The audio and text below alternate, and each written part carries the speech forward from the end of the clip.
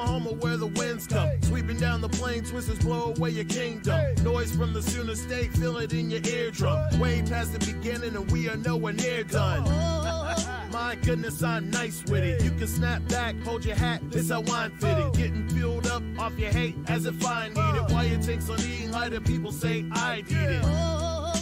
You didn't know? When I hit the road, dog cities hear me spitting flows. Meanwhile, on tracks, I'm really not your typical spiritual, lyrical miracle, you imbecile. Going harder than a tombstone. Here lies in a method that never saw its doom, though. Joints instrumentally fired by IQ, yo. Rocking like a Lucifer track, but what do you know? Forward and I can't go back. Welcome all. This is the Outsiders Green Country Soccer Podcast. My name is Mario.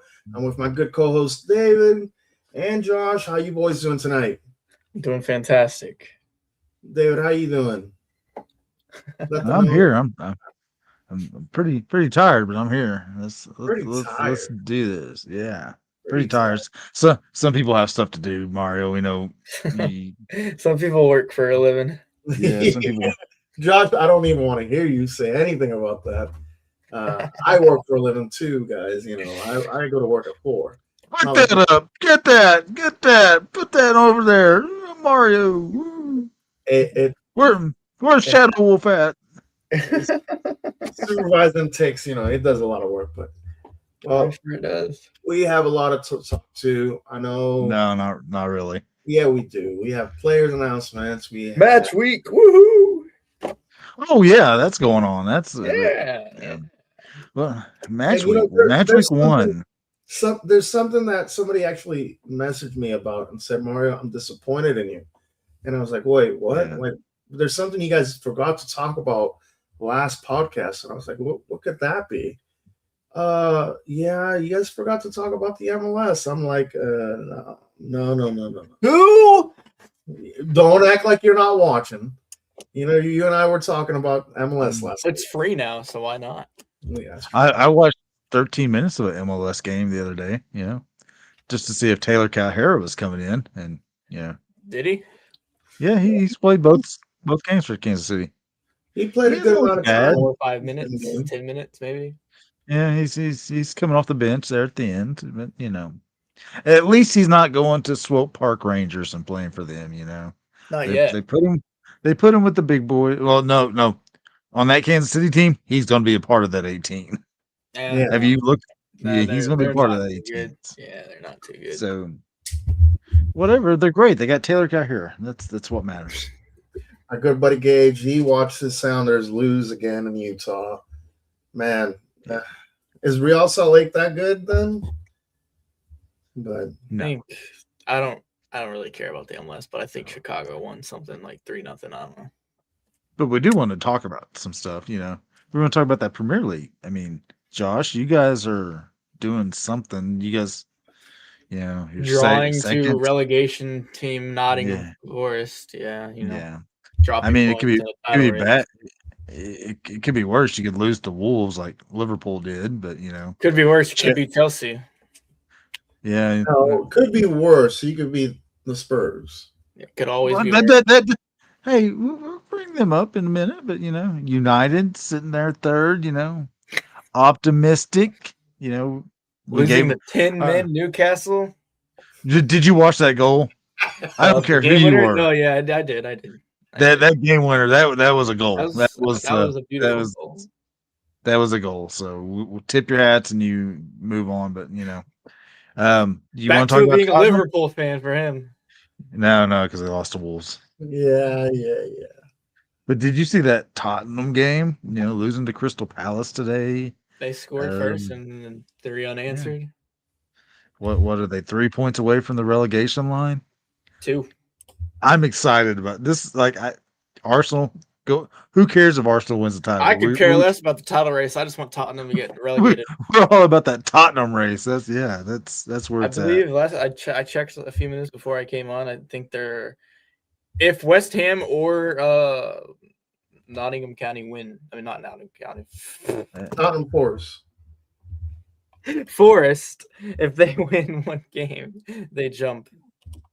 They Do they jump in the Eastern Conference then? They jump into the Eastern Conference, bro. Oh my god. Chill, bro. Right now, I'm looking at the standings for the Premier League, and man, Tottenham's lost the last 5 games. They're on 11 unbeaten. You mean unwin? They if that's not even a word, but you know. I don't remember the last time they won a game. Yeah. I mean, unbeaten means you haven't lost. Oh, yeah, you're right. Gosh, man. Oh, man. All right. We don't. That's enough. Who cares about that? They're getting relegated, and that's final.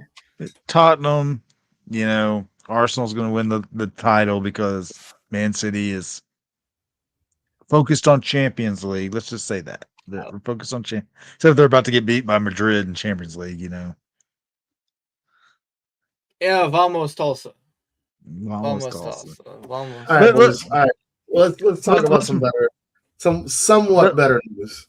Let's go to USL Championship. Oh, you're gonna say EFL. I guess the big news since we last recorded in the USL hemisphere is Tormenta FC has ceased operations for a year. They said they're going to come back in a year. We'll see. That's what OKC said. Right? But Tormenta, I feel bad for the Tormenta players. They signed a lot of USL veterans, a lot of League One veterans. They had a full roster. But they couldn't. I guess there was a problem with the stadium. It was half built or something. They didn't report. They didn't have them report to camp, and they got 2 weeks out from the start of the season, and they decided to go on hiatus. We're not doing this anymore. So that leaves a lot of good players. I mean, like Andrew Booth just signed, former FC Tulsa player. Andrew Booth just signed for him. Sean Lewis, FC Tulsa player, he played for Knoxville last year, winning the USL League One title. He's unemployed now. Bring him back. I think, right? Well, we signed another goalkeeper, so we got to talk about that. We didn't talk. Oh my God, we got to talk. Oh, there's 2 new signings that we haven't talked about. I mean, kind of talked about one of them, but it wasn't the last podcast was the Calhira leaving. This is going to be another leaving podcast. Oh my God. Well, anyways, let's go back to USL hemisphere. We'll get to FC Tulsa in a second, but Mario, this close to the start of a season, and you see a team fold, or I guess not fold, go on hiatus. How big of a black eye is this on the league in general? It actually gets a little bit worse, guys. I actually saw an article that Forward Madison is looking for more investors for this new change that the CBA is doing right now, and I'm like, I'm worried about Forward Madison now being maybe another club that gets to be put on hiatus, another League One team. I mean, it's a couple things that I'm kind of looking at. I'm like, did we announce the Premier League too early?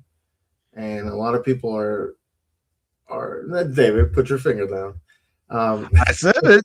You did say it. Was it announced too early? And everybody, I'm not trying to say the players are being greedy. We'll get to the CBA thing. We're talking about Tormenta. Yeah, going on hiatus. But there's been rumors about them being, having problems since last season, and maybe the league might have been fronting some money and stuff like that.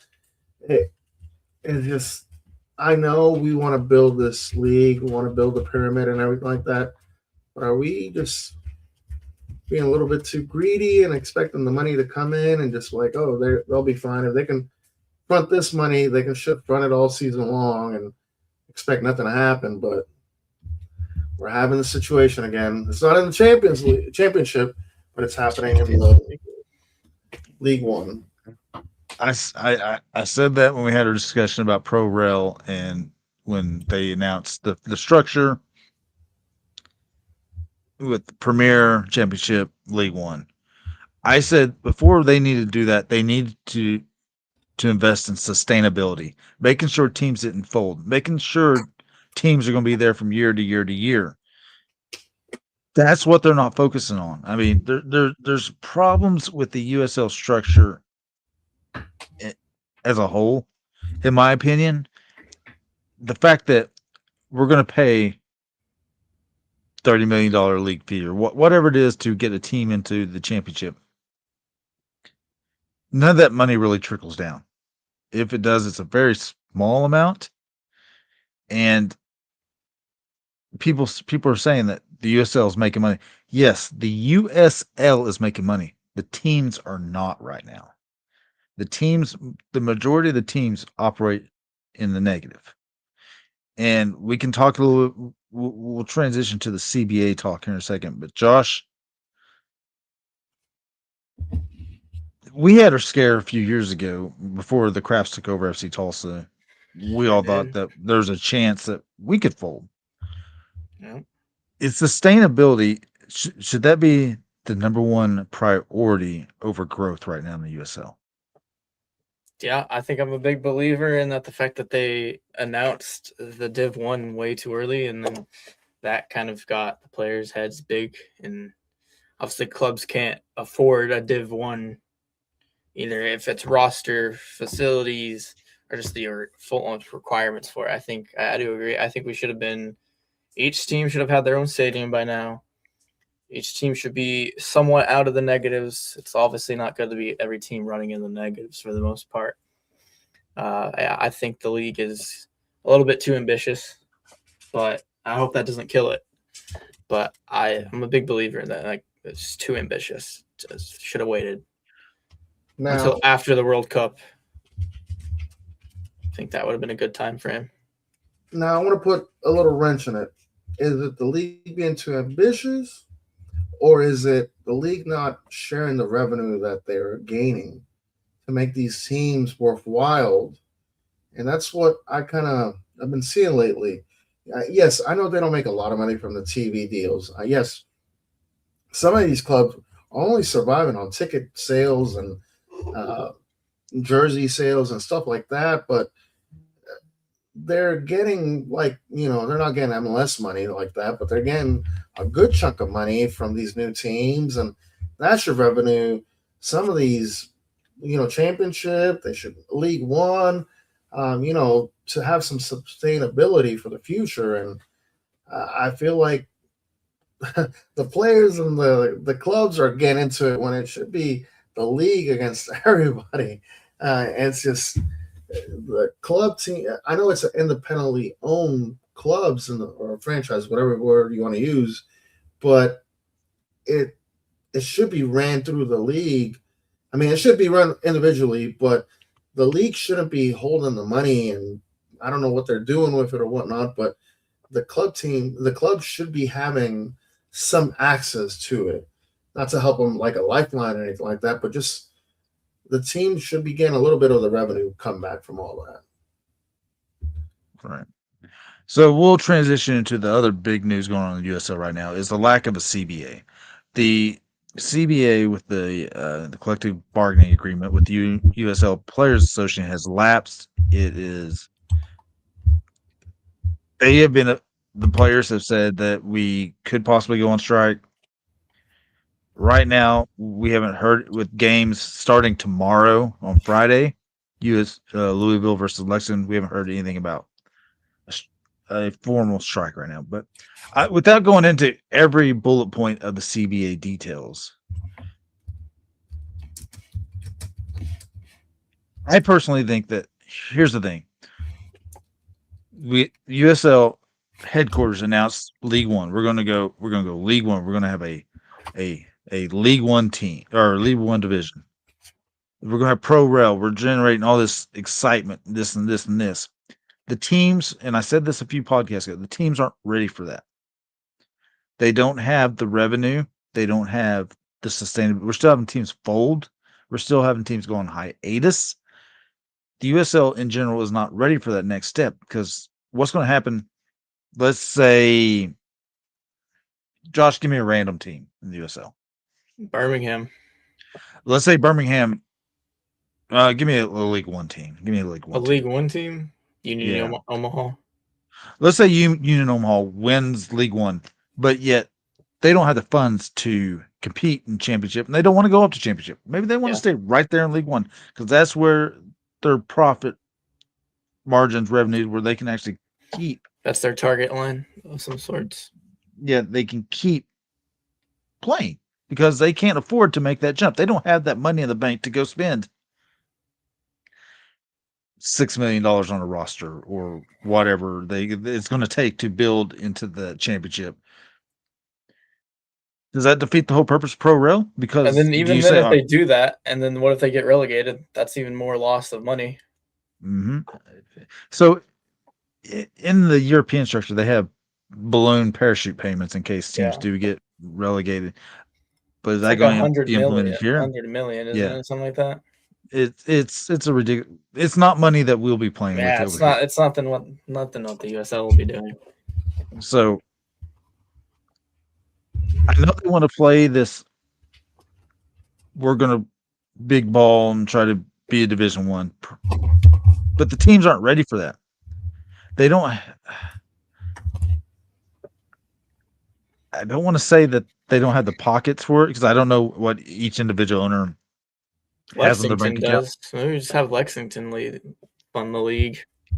But do you think the Crafts will say, "All right, I'm gonna pocket. I'm gonna put out $12 million for a roster out of my pocket," and I know the team's not even going to make that close in return. Do you think they're going to want to do that year after year? No, probably not. I don't think they're going to want to.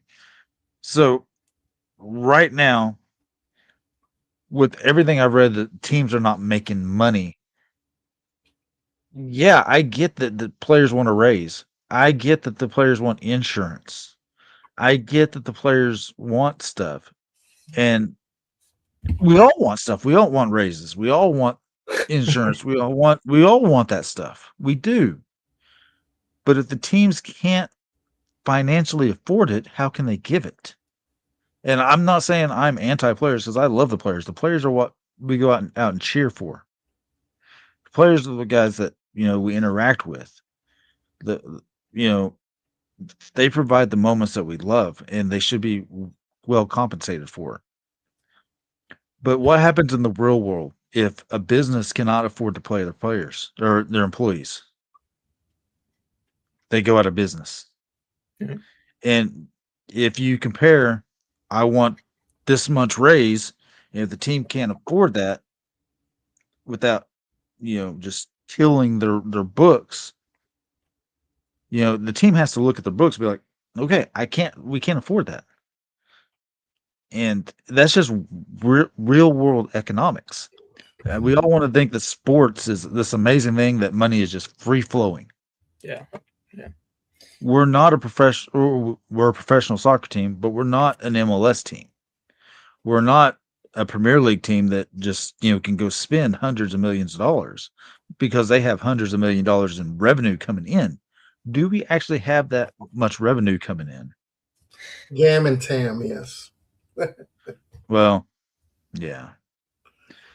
That's also the difference in MLS and USL. MLS is a single entity program where, they get sponsorship money and they can partner it out. USL's the teams are owned by the owners, and if money goes to the USL headquarters, does that get divvied out? We don't know. We don't think it does. So you're kind of in a catch-22. Like, I'm. This is a topic that I get kind of passionate about because I love our team. I don't want to see our team fold, but I want to see our players taken care of, and I think our team does a pretty decent job of taking care of our players. So compared to when we first started, a lot. Yeah. So we all know how that was. All right, guys. Yes, we did. Done talking about the CBA. I hope we don't get into strike, but just like David, we don't. And I don't think Josh is in the same way. We don't want them to be mistreated or misused, but we also don't want the just to go to strike. We enjoy soccer. We love our team. We love our local team, and we don't want to give that away, but we don't also want the league to take advantage of these players. But we got a lot more to talk about. I am ready to talk about week 1. Let's talk about week 1. Let's do some predictions. Let's do our first predictions. Do you want to talk about FC Tulsa first, or do you want to do predictions of the week? Let's do predictions of the week first. Let's talk about the first round of games for League One. Hopefully it happens. I think we all want it to happen. But, yeah, right off the bat, we have the Bluegrass State Derby. I don't know if it's got an official name. A Commonwealth Cup or something like that. I think it's called the Commonwealth Cup or something like that. We got Lexington versus Louisville City. We have Philip Goodrum playing against his former team. Should we say FC Tulsa East playing Louisville City? Because that's what it feels like. You mean West? Yes. Yeah. No, they're east of us. No, they're east of us. Oh, I thought okay. Good save. Come on, guys. Do I have to get you a map so you can look where? I wasn't the only one alone, bro. So yeah, all right. So this is FC Tulsa East, Lexington, in the Western Conference. Yeah. There you go, Josh. There we go. I remember. Yeah. Oh, Josh, poor Josh. But yeah. So we got Philip Goodrum leading the way there for Lexington, and then you got Chris Donovan leading the forward group there in Louisville City now. Josh, game of the week right here. I mean, I feel like it's got to be. If not this one, then the FC Tulsa Sacramento game. But this one, tomorrow. It's gonna be a good one. If you're not tuned in, I don't know what you're doing. It's gonna be a pretty darn good game. If you don't have nothing to do, like Josh doesn't on a Friday night, you should watch this match. Mario, I would rather be doing. I want this to be a 3-1 Louisville win all day long. That's what I want. Go pencil that in for me. I will. We will talk about it next episode. Somebody needs to keep track of our predictions this year. Yeah, you should. He has a little black book. He has the black book. He's writing it down. That better not have an eraser on that. But man, for years I do. Don't worry. I bet you do. I really want like a Louisville to get beat, but I also don't want Lexington to start off hot either. But I'm gonna just say a 2-2 draw. Jesus Christ! First pick of the year, and we have a 2-2 draw. Oh my God! I got another one that's gonna make you say, "What in the world, Mario?" But Josh, please give me a real score, Josh. I got 3-2 Philip Goodrum winner in the 90th minute. Lexington goes on to win it 3-2 Philip Goodrum in the 90th minute. Remember, this is in Lexington. All right, next game we got the defending reigning champions of the USL Championship, Pittsburgh Riverhounds, visiting Charleston Battery.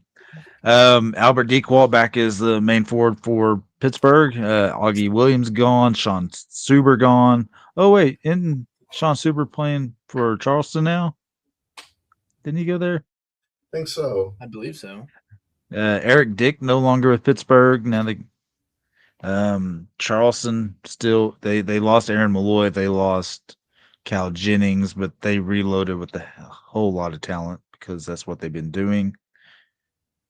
Who do you got, Mario? Charleston or Pittsburgh? This is gonna be my 4-1 victory for Charleston. Wow.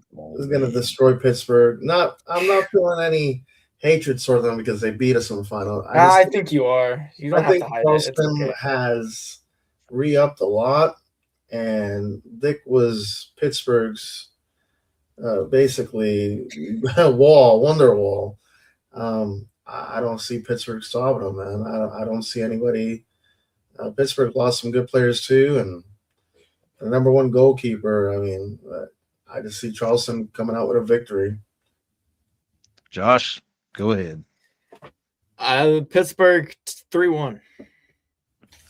Wow, I got Charleston winning at 2-1. All right. All right. Debuting in their first ever USL Championship championship game is Sporting Jacksonville taking on Hartford Athletic. I like Hartford in this game, 1-0. I think Augie Williams is going to have a good year under Brendan Burke. I just felt like Augie Williams playing in Pittsburgh, just they were too defensive. They weren't an offensive team, and it hindered him. I think Brendan Burke plays a more up-tempo game that will benefit him. So I got Augie Williams scoring a goal and winning it 1-0. Go ahead, Josh. I really want to say Jacksonville steals this. Just home debut, hype of the club coming into the USL. I believe 1-0 Jacksonville. They're gonna find a way to steal it.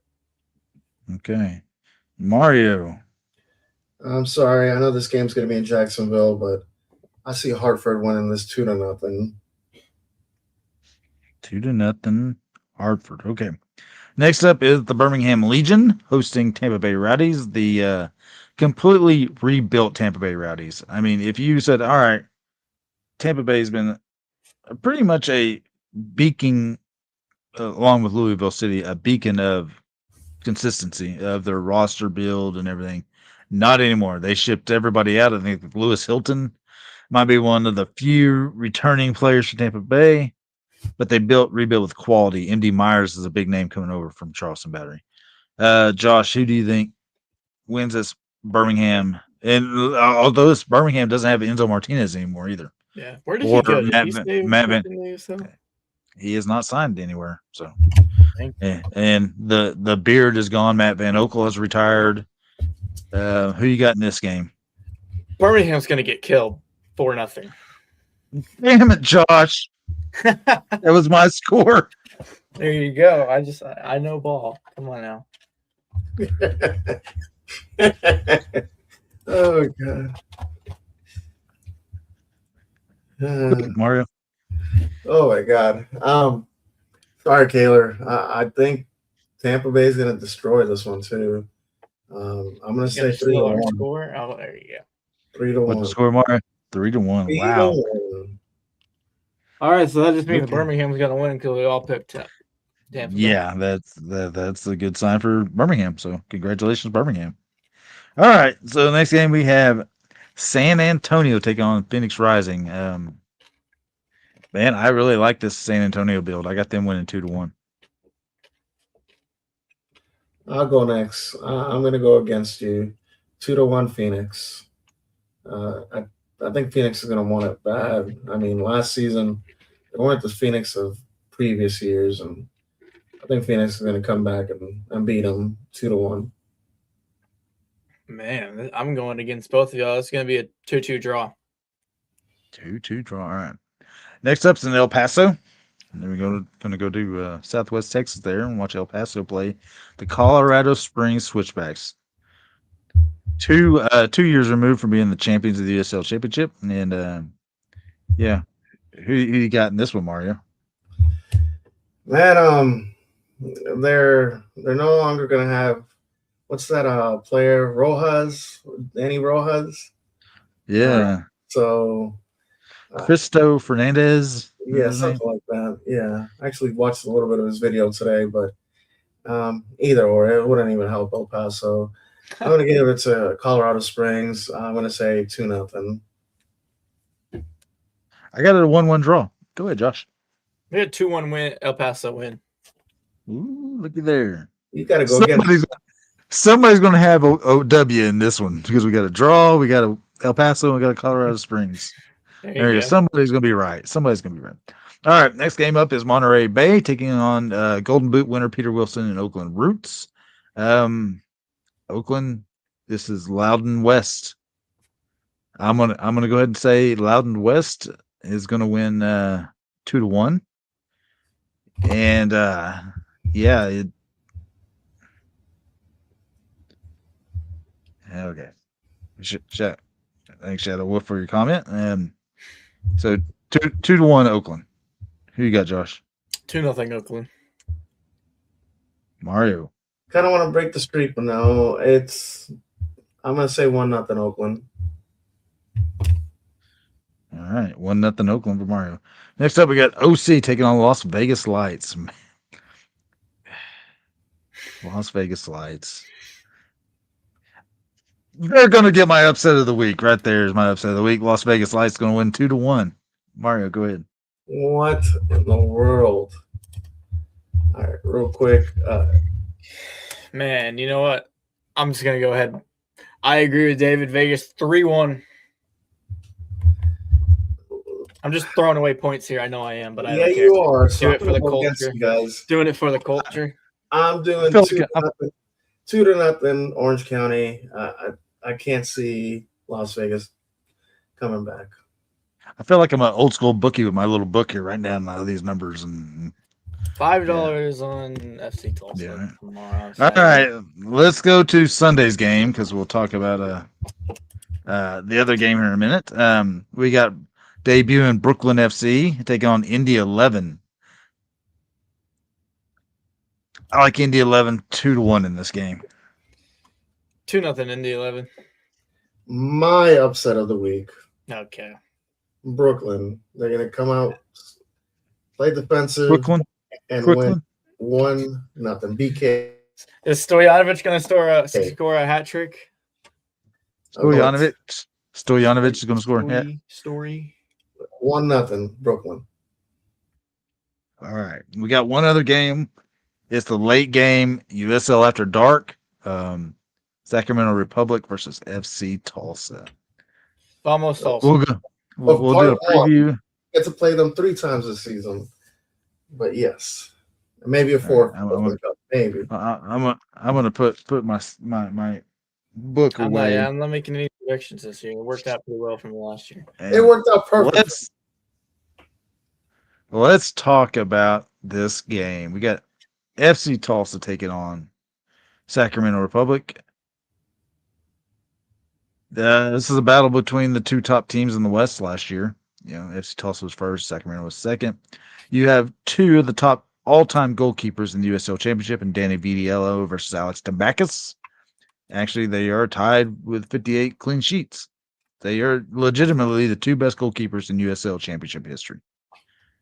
So, you got that. You have Sacramento signing 2 of the biggest names in the league in the offseason, to Mark Anthony Kaye and Memo Rodriguez, both coming down from MLS to join the midfield there.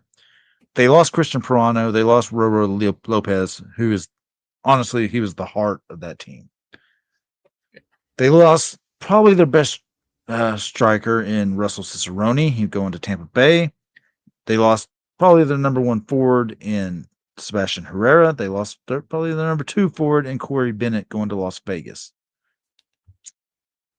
They still have Jack Gurr, who I think is arguably the best wing back in the league. They have Freddie Kleeman back there in the back line. They have Lee Desmond. They have Jared Timmer still. They lost Nick Ross, who went to Monterey Bay. It was probably the biggest turnover that I've seen in Sacramento in a long time, but they reloaded with quality players. They brought Forster Ajago over from Lexington over to be a forward for them. I need to look up and see who their actual legit number 9 is. Do you know who their legit number 9 is, Josh or Mario? Nope, I really haven't been paying attention. I really didn't pay attention much to Sacramento until near the end of the offseason. Okay. I don't know either. Thanks, Josh. Sorry, man. Okay, they brought Kyle Edwards over from Hartford. Oh yeah, we literally talked about that. Yeah. So Kyle Edwards, he was a very good goal scorer off the bench for Hartford. I don't know if he is a quality. He's quality, but I don't know if he is a quality starting number 9. They bought Malengo over from Monterey Bay to be another upfront striker. They still have Dominic Warner, and they have the young kid Davian Kimbrough, who is just an outstanding talent. So my problem with Sacramento is their upfront striking. They don't have an out-and-out best number 9, but their midfield is amazing. They brought over, like I already said, Memo Rodriguez and Mark Anthony Kaye from MLS. They still have Blake Wiley, one of the best young talents in the league.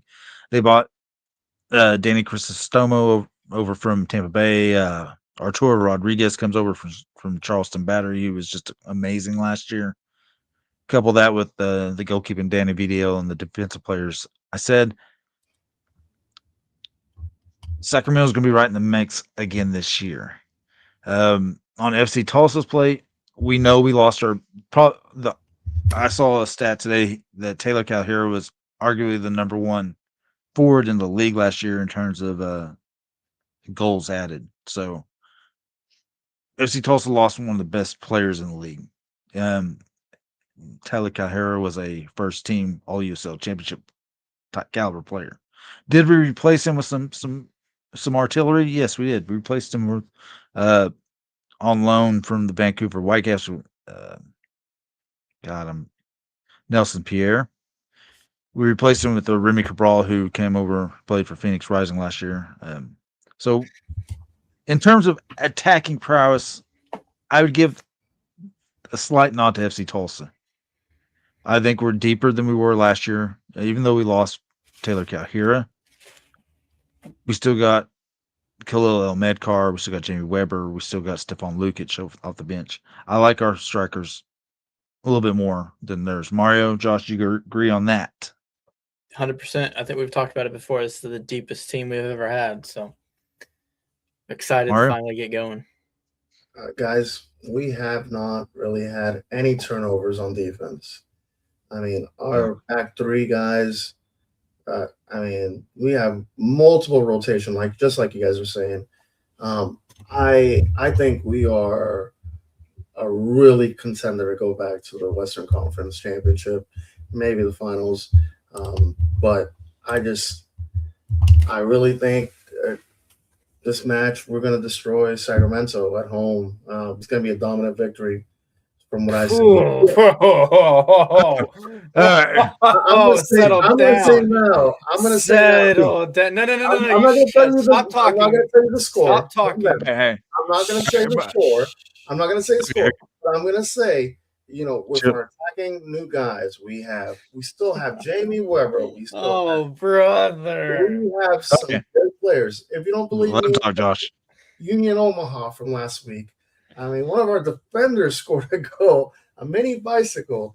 I have a feeling we are going to be surprising a lot of teams on week one. Okay, I'm going to break this down position-wise, Mario. But we're talking about forwards right now.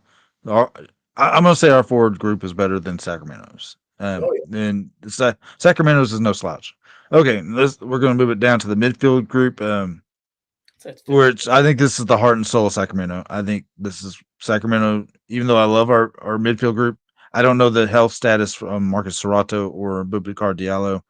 We still got Gio Coley in the midfield. We bring over Raheem Summersall from North Carolina FC, Giorgio Kachevsky from LA Galaxy 2, I believe. Yeah. And Bailey Sparks over from Inter Miami, and Bruno Lapa coming over, formerly played for Memphis 901. FC Tulsa's got an amazing midfield core, but compared to Sacramento's, I think Sacramento got kind of the. I'd slightly pick theirs over ours. Yeah, I'm with that. With the additions of Mark Anthony Kay and Memo Rodriguez, last two those did it.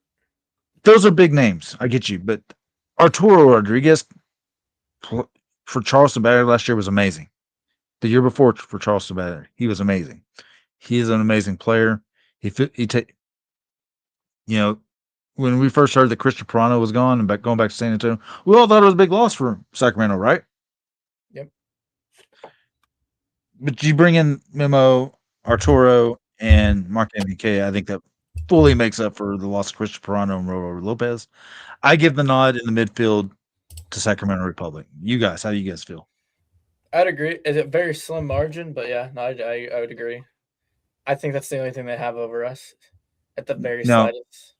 Mario, do you agree with that? If we were completely healthy in the midfield, would you give the nod to FC Tulsa?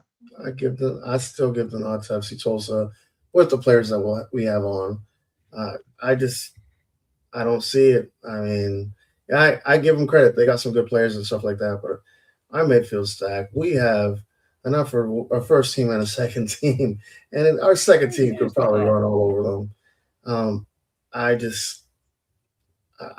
from what I've been watching, from what I saw this past weekend, and also, I mean, what I was not supposed to look at this past weekend, um, I saw a whole different team. I know you're kind of judging from the last time you saw the home match, the home preseason match, but this team that they put on there was good.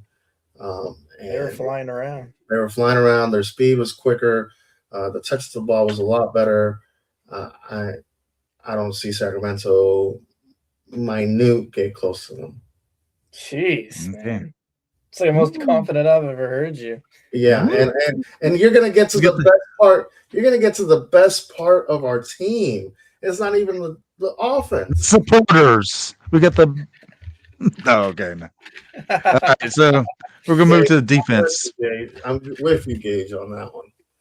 All right, let's move to defense. So Sacramento, they really didn't add a whole lot to the defensive back line. They bring back Freddie Kleeman, Jared Timmer, Lee Desmond, Ryan Spalding, Michelle Benitez, and Jack Gurr, who will argue say he's the best wingback in the league.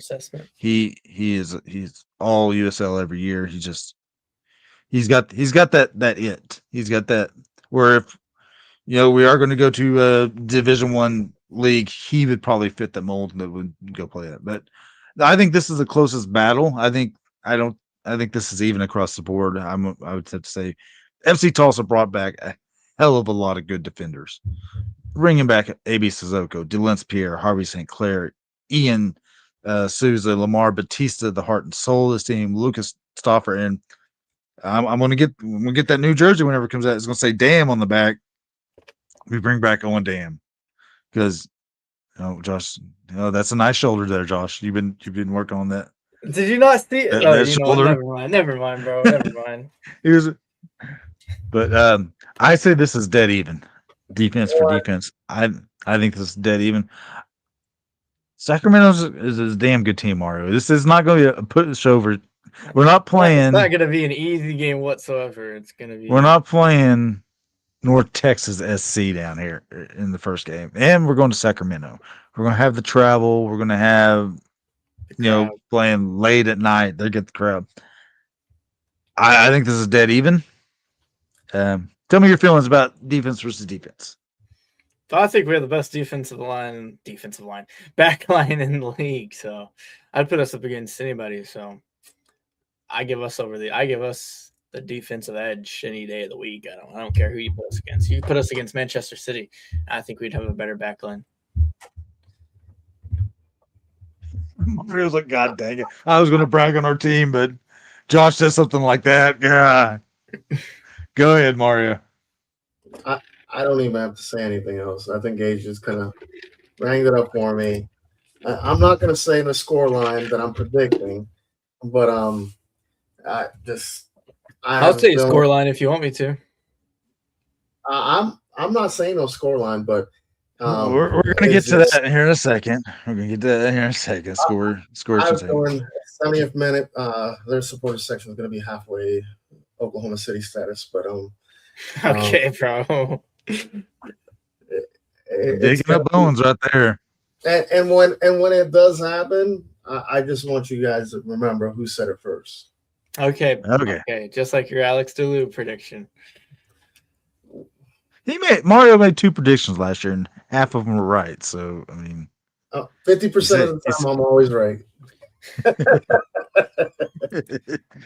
All right. The last battle, or there's 2 battles left. Golly, look at that, Todd Herman, Jesus. Yeah. Okay. I got distracted. Swirl. The goalkeeping. So right now it's predicted that Danny Vitiello is going to start in the back for Sacramento Republic, and Alex Tambak is going to start for FC Tulsa. 2 all-time legends of the game in the USL Championship. Both of them, I believe, are sitting at 58 clean sheets apiece. Here's the difference, in my opinion. And I think Alex is an amazing goalkeeper. Danny's done it the last few years. Alex was probably about the 2 years before that. Can Alex reclaim his glory and reclaim his throne as the all-time clean sheet king? do believe so. I think this backline for FC Tulsa will make that very attainable for him. But right now, the track record is the last couple of years, Danny VDL has been the best goalkeeper in the league. Yeah. It's going to be a damn tough competition here between who's got the best goalkeeping core. I think I have to give it to VDL right now, but I think Tambakis with our back line is going to be amazing this year. You guys, how do you feel about it? You could put Mario in behind our back line, and he'd be perfectly fine. So we could play without a goalie and we'll be damn fine, man. Our defense would be better, but I appreciate the compliment. But both goalkeepers, I do agree. Both goalkeepers are really good. I mean, I can give it a tie, but with this defense that we have and Tambakis, I can see a shutout, man, for us. Mm-hmm. Yeah. Okay, the last competition is, I guess, head coaches. You got Neil Collins, UFC legend, or USL legend. Previously coached the Tampa Bay Rowdies, led them to, I think, a final that didn't get played, and I think another final that maybe they lost. And then you got Luke Spencer, who just led FC Tulsa to a final last year, the best season in FC Tulsa history. And damn it, I will say this. I'll go on the record. He should have been coach of the year in the USL Championship. Mm-hmm. I'm sorry, Danny Cruz. Your bar was already set. It was already high. People didn't expect it for FC Tulsa. And FC Tulsa exceeded every expectations and made it to the finals. He should have been coach of the year. Yeah. So I will say this: if I go on recent track record compared to like I did for goalkeepers, give the nod to Luke Spencer. Yeah, let's go. Yeah, no, I agree. I think it was pure robbery that he didn't win it. And I think Luke is going to go out there, outcoach him, and show the world why he deserves that Coach of the Year award. I mean, you guys already said it all. Luke Spencer should have won it last year. Took the team all the way to the final. I mean, if he would have won the championship, I think they should have removed it from whoever won it last year and gave it Danny to Cruz. Mr. First Round Exit. Yeah. All right, so that brings us to predictions for this game. I'm not gonna do one. I thought you were gonna say bench, but okay. And we talked about forward lines. We talked about midfield lines. We talked about defensive line coaching and goalkeeper. Their bench in the story. Let's talk about predictions. I got it actually as a 1-1 draw. Yeah, I got a 1-1 draw as well. Boo these guys. Guys, my heart says 3-1 Tulsa, but Mario, when you say 3-0 Tulsa, I hope you're right. Yeah. But I hope I'm right. I hope it's dominant. I hope we control the whole entire game. I hope half their fans leave out of there by the 70th minute. I hope Lamar kind of puts other people on the ground like he did a couple of preseasons of matches ago. I think it's going to be a dominant affair. I think we're going to be seeing a lot of more crosses in to our players. I just see, hopefully we can see Cabral score a couple goals against them. That would be fantastic. That would be a great, I mean, I hate to say this because I didn't think I'll ever say this, but I'm like, Calahera who? But I would love to see that. No disrespect on him, but, if we can have Cabral kind of score a couple goals, have a it would shut everybody up. Yeah. It would shut everybody up if Cabral. It would make a statement game. CBS and ESPN2 would be like, we need to have some more FC Tulsa games, not just an away. We need to see this team play a little bit more. So we can watch the dominance. Give us your scoreline, Mario. 3-0. I'm going to say right now, if Cabal's playing, 2 goals for him. If not, I give, Lucas a goal, Stoffer a goal. I give. I just talked about it. Plays up top. He's playing. Well, later on. Guy doesn't even know our own team. No, I'm just drawing a blank and I'm kind of sleepy. He's tired. Yeah, I am. He's tired. But anyways, we're gonna win dominant 3-0. There you go. There's your predictions. All right. Let's move on to FC Tulsa news. The last time we talked, Taylor Kahira was transferred to Sporting KC, and we all were like, it was on fire, the dumpster. I think that was only you. And then Friday happened. Johan Penaranda was sold to Lexington SC, and the sad thing about it is he's not even penciled in as their number one goalkeeper. Everything I've seen was Oliver Simley is their number one goalkeeper, and he's going to go into the number two goalkeeper. And I just want to go, why? And Mario, talking to him, said that Lexington wrote a big fat check, but we will never know how big that big fat check was. Blank checks are great. Here's why this hurts me in my soul so much. First of all, Taylor we can accept. He was moved up to MLS. We sold him to a higher level team. Johan, I don't think any of us can argue the last couple of years, ever since he came in June of 2024, he's been the heart and soul of this team. Yeah. I mean, if you want to talk about fan interaction, staying and signing every last autograph, talking to everybody, taking pictures, he on paper, he as a person, he as a player was everything we could ever ask for as an FC Tulsa player. He was involved. He was personable. We all love Johan. Yeah, he didn't get a start the last 3 games of playoffs, but remember, he started that Colorado Springs game in the playoff, and he made an amazing save. Where if he didn't make that save, who knows what happened? Our run wouldn't have happened. Yeah. It wouldn't have. Yeah, coach made a decision with Tyler for the rest of the playoffs, and Tyler did an amazing job. We didn't allow a single goal in the playoffs. Yep. We super proud of that. But Johan, even though he didn't play in those games, he still was the guy signing autographs. He was still the guy taking pictures with the kids. He was still that guy that went down the entire He was the face of the club for all the casual fans, basically. He was. Yeah. But the thing is, Johan, even in the field, was excellent for us. Yeah, his numbers was a little down from the previous year, but it is what it is. They were still amazing numbers for him. My second point was what I hated about this movement is not only did he get moved to another team in the USL, he got moved to another team in the USL Western Conference.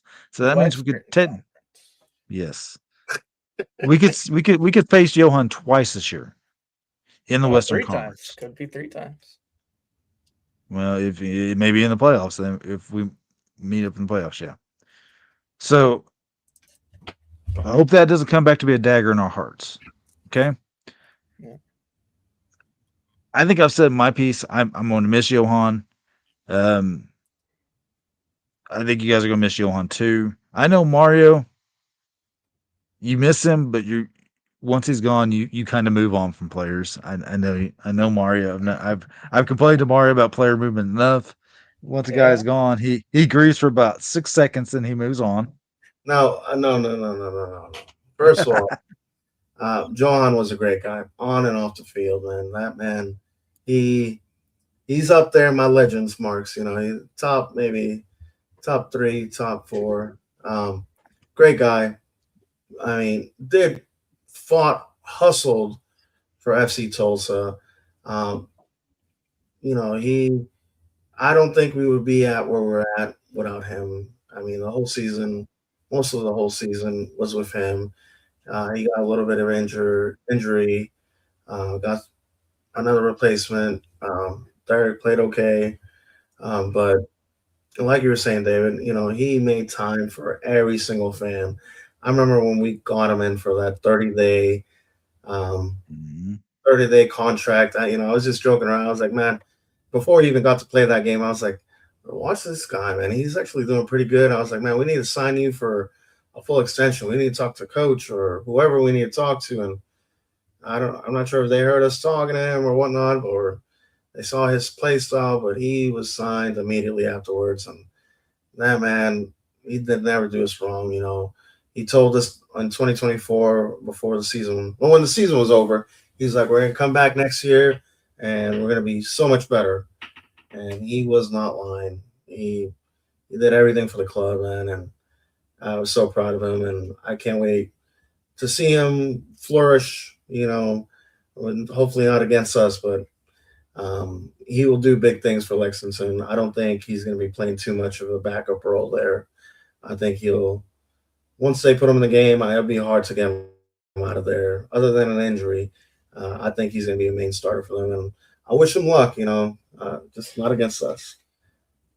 He went from 25-day contract to the all-time leader in clean sheets for FC Tulsa history. So, Yeah. In a year and a half.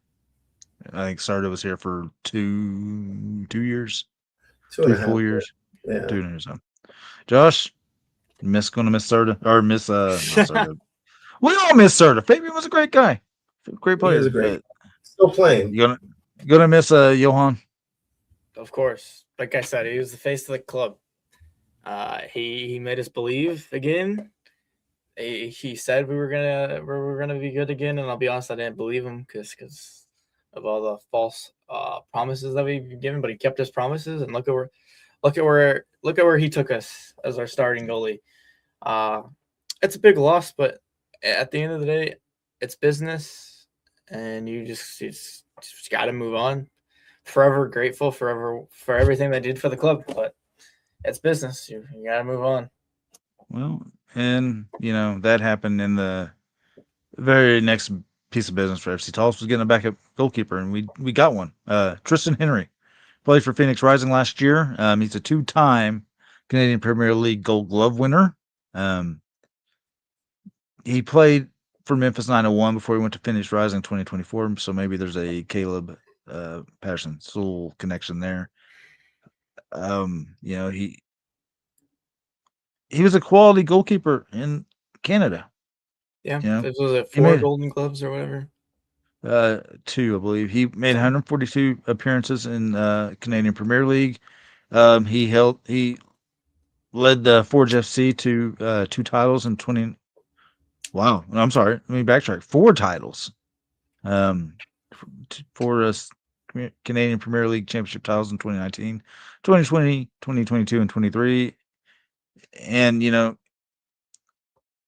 spot on great goalkeeper for Canada. Never really got the starting job in Memphis. I think he was playing behind Bill Hamid and others there in Memphis. And then he never really could get past the wall, Patrick Rakowski in Phoenix, to be the starter there. And he's going to be behind Alex Tembak this year.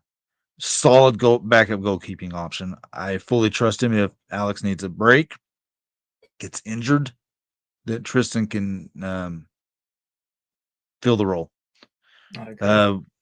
Have not signed a third goalkeeper. Usually they try to bring a third goalkeeper in to be a young guy that can maybe do a Open Cup game, USL Cup game, a little project goalkeeper like we did with Cole Johnson last year. Tristan Henry, guys, how do you feel about Tristan coming in and being the number 2? I feel the same about what you said. I'd be pretty confident if he had to become the starter for a little bit, if Alex gets hurt or anything like that. Solid backup. Not much to say. Just I think we have one of the better backups, 1-2 combo. I mean, we had the best in the league when we had Johan. But even now, I still think we have one of the best goalkeeper units in the league. Whatever Josh just said, man. This guy wants to go to sleep. No, I'm just saying there's nothing else I can add on to it, man. These last 2 podcasts, you've been agreeing with me a lot. So. Yeah. You got to speak before I do. That's what it is. Oh, okay. But anyways, I agree. I mean, I don't even think we need a third goalkeeper. If these 2 guys, Tristan can probably play all our Sprintex matches, our Open Cup matches, we should be fine. Okay. So that left the question, Johan left, Taylor left. We plugged the hole in goalkeeping. What are we going to do about up front forwards? And the team made us wait. And the team made us wait. And the team made us wait. And the team made us wait. And then about a week and a half after Taylor left, they said, all right, we got somebody for you guys. How about Nelson Pierre? Nelson Pierre of the Vancouver Whitecaps. He played for Whitecaps 2 last year. Then he also played for Philadelphia Union 2 as well. He's played a lot of MLS Next Pro games. I don't know if he's got a lot of MLS actual minutes. He is on loan. Let's see. I'm trying to bring up his transfer market right now, so I could give you. He was a pretty prolific goal scorer in MLS Next Pro. I'm not going to lie to you. He put up some goals. He looks to be almost in that Taylor Calhoun hold up forward mold. Maybe not as much as a hold up player. He looks extremely quick, very fast. He does. He's played 69 games in the MLS Next Pro. He's got 21 goals and 10 assists. So he's averaging a goal every 191 minutes or so there in MLS Next Pro. We talked about the forward market in the last podcast. We said maybe they have to go international. There's some players on the market in USL. We talked about one. We'll talk about him in a little bit because we were kind of right on the mark. Hit the head right on the head. But Nelson Pierre, I think, is a very good quality pickup to get this late in the offseason, especially from an MLS team. Your guys' thoughts on Nelson Pierre? Mario first. Oh, he's just going to agree with me, so that's all right. Mm-hmm. I can agree with something you did not say. Man, I'm excited about them. He like you said, he scores plenty of goals in the MLS. But just like I see him more of a hold-up player instead of a kind of Calhoun. He can outrun a player or two and get through some players. Also, Pierre can do the same thing, but I think he's more of a hold-up player, something that if we ever played a one-up top, he would be perfect for. And I think with this dynamic that we have with this team, would be a perfect player. And the next person I think we're going to be talking about is a lot probably going to be more starting. Hopefully he's not injured or anything bad would happen to him. But if we did, Pierre would be a great option to have off the bench or play alongside the next player that we're going to be talking about. Josh Pierre, 12 goals, 4 assists, 22 appearances last year in MLS Next Pro. Played about 2,000 minutes in Next Pro. He actually had 1 goal in 3 appearances in MLS last year too. So, how do you feel about Nelson Pierre coming in? It's you know what they say, don't fall in love with a lone player, so I won't get too hooked on him. But I think if we end up playing with 2 up top, I think him and the other guy who has not been named yet could be an absolute lethal duo. But we'll see what coach does. I'm excited. I always like strikers, no matter if it's a lone player or anything. I just love scoring goals. So excited to see what he can do for us. So and that brings us to FC Tulsa. Wait, I gave you one forward. Let's talk about another forward. And in the last podcast, I said the market was not very full for forwards this late in the season. I said maybe a Frank Lopez who played for El Paso last year, maybe a Jackson Conway who played for North Carolina last year, or Charleston Battery, one of the teams. And I threw out a name. Maybe we go get Knight Pickering from Las Vegas. Him and Caleb were together in Memphis. Maybe we go get him. And I said, there's also this guy in Phoenix by the name of Remy Cabral. And right as we was doing the podcast, they said, FC Tulsa signed Remy Cabral. And it didn't happen for about 2 weeks. But then it was officially announced that Remy Cabral was signed by FC Tulsa. Remy Cabral played last year in Phoenix Rising. Played the last couple seasons there in Phoenix. Great forward, very athletic, very movement-based forward. Scored 21 goals in 97 appearances in USL championships so far in his career. He doesn't have a lot of assists. He's got 5 assists in his career in the USL Championship. But last year for Phoenix Rising, played 19 games. He scored 6 goals in about 1,000 minutes of play time. He had some injuries, but he I liked him. I've seen him play a few games because I like watching. I stay up late. I watched USL After Dark. Phoenix plays a lot of USL After Dark games. I liked him. I thought he would be an amazing addition to our team, especially after Taylor left. And we got him. How do you guys feel about Remy Cabral? I'm gonna go first because I think I'm the most excited about this. I mean, there's not much. It's Remy Cabral. The guy loves scoring at One Oak, so that's what I think I'm more excited for. I think he scored 3 or 4 goals alone at One Oak. So I think he's gonna Here's my bold prediction, my hot take for the season. He's gonna outscore Taylor. He's gonna score 25 plus goals in all competitions. Man, wow. Yeah. That's a big. I like it. Don't get me wrong. He's gonna do it, and he's. You know what? I think he scores 1 or 2 goals Saturday night. But your prediction was 1-1, Josh. I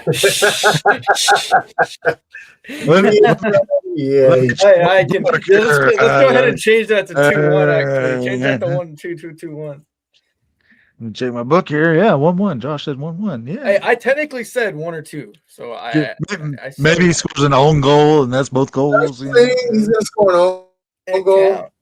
It counts towards my count. So, anyways, like I said earlier, because I am the one that said he scores if he plays 2 goals, not 1, no own goal, but 2 goals. I'm very excited about Cabral playing. I think he is a proven goal scorer, a proven forward, not a false 9 or whatnot, a proven goal scorer. I think he will be with great assisters. And the other player that I had was Jamie Weber. Sorry, Jamie. I was too tired of thinking your name earlier. But I think Jamie Weber, him, Lapa. I mean, this team is just loaded up top, man. I just see this. I see him score multiple goals. I would not be surprised if halfway in the season he is going to be picked up by an MLS team the way he's playing with FC Tulsa. I hate to see it, but if he's going to get paid more, we're going to get a little bit of dime from him. I'll take it. But Remy's going to be a great attacking forward for us. But my prediction, I think he'll score 16 goals. Wow, that's lofty numbers. Lofty numbers. All right. Vamos Tulsa. All right. That's all the news for FC Tulsa. That's literally since their last podcast, they've had 4 news articles on the website, and that was all 4 of them. Hey, they updated the website. It looks nice, doesn't it? It's all nice and brand new. I don't know. I don't know. The old website, the little banner that played first, it was Mario Pop It Smoke. It's not there anymore. So Had to get sad. rid of it. All right, let's talk about one last little USL Championship news and notes. Is power rankings came out late today. Guess who was number 25 out of 25 in the USL Championship? If it was me, I would say Monterey Bay, but it wasn't Monterey Bay. Who do you guys think it was number 25? I'm going to say Birmingham. Mario? Birmingham. No. Josh? Vegas? Las Vegas? No. Miami FC. Oh, Miami. I forgot they existed. Yeah. So, big rebuild in Miami. We'll see if they can turn around. They lost their best striker, Francisco Bonafiglio. They added a lot of players, a lot of foreign players, which they do. We'll see. Where is FC Tulsa? Where's the Carmen Sandiego? Where in the world is FC Tulsa? Where are we at? 6. 6. Kind of crazy. Pittsburgh, they lost a lot of good players, and they're still number 1 in the power rankings. But as Ric Flair said, to be the best, you got to beat the best. Yeah. So, or Ric Flair said, you want to be the man, you got to beat the man. That's what he said. So I don't know why I was expecting for you to be like, woo! Woo! But yeah, so Pittsburgh number 1, Louisville 2, Lexington 3, Tampa Bay 4, Sacramento 5, Tulsa 6. We are number 3 in the West according to the USL Championship. I like it because when the USL Championship HQ does not think FC Tulsa is going to rise to the occasion, we rise to the occasion. So that is true. All right. Anything else? USL Championship, FC Tulsa, fellas. Nope. I think it's bedtime almost. Local news. Who's got anything local? Nothing. Oh, wait, I haven't really heard anything out of FC or Tulsa Athletic and League of Clubs. I think their field got approved. Last thing I seen, they tweeted or something, is their field got approved, and they said, take that, NPSL. I don't fucking know it. Oh, boop, meh. Yeah, but yeah. Also, we all have to give a big shout out to Tulsa Channel Cats. You know, they had a better season than they did last year. They did. Entertaining as heck. Entertaining as heck, too. Very, and I know you were there for one of their big matches. I think they played their last game against Oklahoma City, and they destroyed them. Unfortunately, they went to Oklahoma City, and they had the other column on the win-loss. But, yeah, big shout-outs. I heard there's going to be a lot of big transitionings for the next couple seasons. Seasonings are going to like a steak? Yeah. McCormick's on there. Their summer league is going to be starting here shortly at the WPSL 2, I think it is. So it's going to be exciting to watch that out there at Ascension. But there's rumors about them switching indoor facilities. So once we get more information, we'll kind of post that out there. Gage just said something real quick. If they need another PSL outdoor team, I'll be there as often as I can. Yeah, they're talking about playing out there. So be on the lookout for some more information. But yeah, big shout out to them. Appreciate them bringing spotlight on women's soccer here in Tulsa, Oklahoma. Do my Orange Cassidy thumbs up. Okay. Revisiting FC Tulsa. The game is 10 o'clock Saturday night. We didn't mention times or anything. It is 10 o'clock Saturday night versus Sacramento Republic, USL After Dark. Watch party is. It's at 9 o'clock or is it 10 o'clock? No, it's 10 o'clock because it's 8 o'clock up there. It is a 10. It is a 10 p.m. I'm looking at the USL Championship website right now. It's 10 o'clock. At least we get to watch all the other games, I guess. Yeah, so that means it would be 9 Central. No, it's 10 o'clock Central. It's 8 o'clock Pacific. Yeah. So I believe David. Look at the website. Can't see it. I can't see it. 9 p.m. Central, guys. USL. Sorry. Past time. But and it will be on the Golazo network. It will not be on ESPN Plus. So you have to tune into the Golazo network. So is that on Paramount? Fine. Yes. It is on Paramount. That's annoying. So watch party is at Downtown Brewery. Which one is it, Mario? Cabin Boys. Cabin Boys. It is a Cabin Boys. I think they're going to get, if you go to Cabin Boys, I think there's going to be a drawing for an autographed Game Used jersey. I'm not sure it's Game Used. They're going to give away a jersey.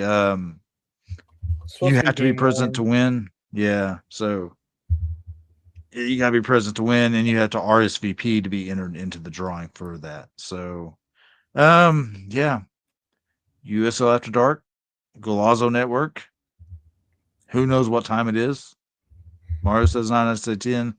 Who knows? Who knows? It'll be on when it's on. Yeah, it's on. Just turn into the Golazo Network all night, and you'll catch the game. So eventually, yeah, you will. Yeah, eventually. Let me check one thing.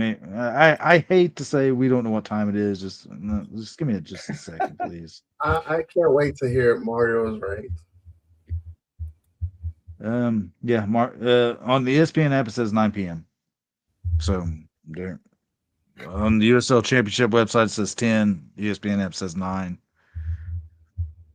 So start at 9:00. Watch Golazo. Turn on Golazo Network at 9. If not, you'll get some great programming on the Golazo Network. There you go. It is what it is. Will you sponsor us? Yeah. Real quick, I do got a little bit of FC Tulsa. They did announce that next, I think it's Tuesday or Wednesday, they're going to have a meet the team. Oh, let me take that back. March 11th. That's a Tuesday. Is that right? Probably. Let me look at this real quick. March 11th. No, it's a Wednesday. Wednesday, they're going to have a meet the team for all season ticket holders. Wednesday. It's going to be at 5:30 at Ascension St. John's. Do me a favor, if you're a season ticket holder, or if you're not yet, please go get your season tickets so you can be invited to this, so you can meet the team, get to talk to them. The event for all season ticket holders and their family. There's going to be plenty of food downstairs in the concourse. Be out there, get there early, come meet the team, meet some of us, 908 Brigade, 83 United, and some front office people to come out and come show support for the team. They'll love to hear from you guys, and let's encourage them for the next week's home match. I'm not invited because the whole time I'd be like, "Hey, Caleb, why'd you get rid of Johan? Caleb, I miss Johan. Caleb." So I'm not invited. So. All right. I miss Johan. We all do. All right. Let's move into our favorite round of the night, what we like to call hot takes. I'm just going to go ahead and throw this hot take out there. It's probably going to ruin your hot take. It's going to ruin your hot take. Where did FC Tulsa finish in the USL Cup? Go. Like hopefully we make it. The in-season tournament, the USL Cup, Josh. Hopefully we actually make it out of the group this time. That'd be nice. So I think we're making it to the semifinal. Mario? Positive Mario tonight. We're going to win it all. Yeah. We're going to win it all. I love that. We're going to win the USL Cup. Okay. The in-season tournament. All right, hot take number 2. Who is going to lead us in scoring this year? Remy Cabral. And then Jamie Weber is going to be right behind him. Mario? I got to agree. Wow. Woohoo! Josh, get any hot takes? Nope. No hot takes from me. Till we tell the man, hey, we're doing a podcast this week, you can't even come up with one thing. Oh, You told me like 20, 30 minutes before we We've been talking about it all week. Come on, Josh. Go ahead, Mario. Hot take away, Mario. To be honest, I got to be fair to Josh. I did tell him earlier while I was at Buffalo Wild Wings. I was like, "Oh, let's." Hey, I was totally weren't recording the night. I was feeling a little, but He was partying with the crowd. The Golden Boot incoming. All right, I would love to see that. All right, guys. My question, and I want to hear from all the viewers too. Who will have the highest assist record for FC Tulsa this season in all competition? Bruno Lapa or Jamie Weber. I'll go with Weber. Weber's going to be our MVP this year. I think there's my heart. There's my hot take. I think Weber is going to be the second all-time goal scorer. Just keep agreeing with me. Come on now. No, I can't do that too much. Gage, real quick, says either Weber or Coley, but I got to ask this one question. I think me and Josh talked about this before, but where's Coley? I haven't seen him all season. I don't think I've seen him. I think I've been to every preseason game besides one. I don't think I've seen him once. I haven't seen him once either. So if somebody sees him and he plays this Saturday, we might need to put up missing posters for him. Probably. We haven't heard nothing from the team, so. As far as we know, he's still with the team, but I haven't seen him at all. Me too. Maybe you're looking for the bleach blonde hair, and maybe he just doesn't have it anymore. That's what I was kind of thinking, because I know Ian's the only one with blonde hair now. Yeah. All right. Well, boys, everybody, You got anything else to say? No, we're an hour 20. Let's. All right, last one before we call it a day. Gage says, hot take. Vegas had the biggest downgrade in kits this year. Up till Detroit dropped theirs tonight. I got to check. I agree with the Vegas. I didn't even know Detroit dropped their kits. But Vegas kits are horrible. What's a kit release? What I don't even know what a kit release You'll is get anymore. it tomorrow. You've already seen the jersey, so you should be happy. You've seen the jersey. Somebody, I'm not sure who. What's a kit release? I was hoping to have one before the Orange County game. I mean, like Orange County game or the Sacramento game. I physically wanted to buy one before the Sacramento game. So calm down, Todd. Calm down. But Todd wish he looked this good. Yeah. But all right, guys. Thank y'all for being on the podcast with me. Thanks to everybody that commented, except Todd. F you, Todd. Wow. Bro. I didn't say the words actually. But thank y'all for listening. Thank y'all for paying attention. Do me a favor, if you like these shows, you want to hear some more, if you have some suggestions on somebody that you want for next week's show, please let us know. Message us on our social media, Facebook, on 918 Brigade, on Twitter, X, whatever you want to call it, either on 918 Brigade or on our podcast for on Twitter. Also, there might be an Instagram, hopefully a webpage next week, hopefully. But other than that, David, thank you so much. Josh, thank you so much. And my favorite part, Vamos Tulsa. Vamos Tulsa. 3-0 victory. Calling it out. Okay. Go to bed. I got the Glock, mama oldest acting like he grown. Now peep the logic. I got a heap of problems. A mathematician, you see, I gotta keep it honest. From past offensive, from my childhood, I force you to forfeit. Turn snitch across over source work for corporate. The hardship is not marked for fake artists barking. The artsy astrologist, a start to your rocket ship.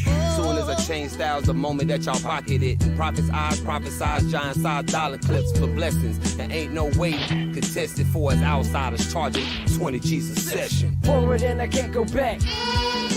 Lessons that I went through put some questions on my mental. Forward and I can't go back. The stress that I've been through, I left that in the rear view. Forward and I can't go back.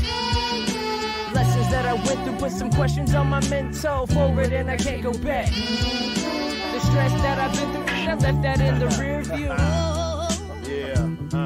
Outsiders in the casa. Outsiders in the casa.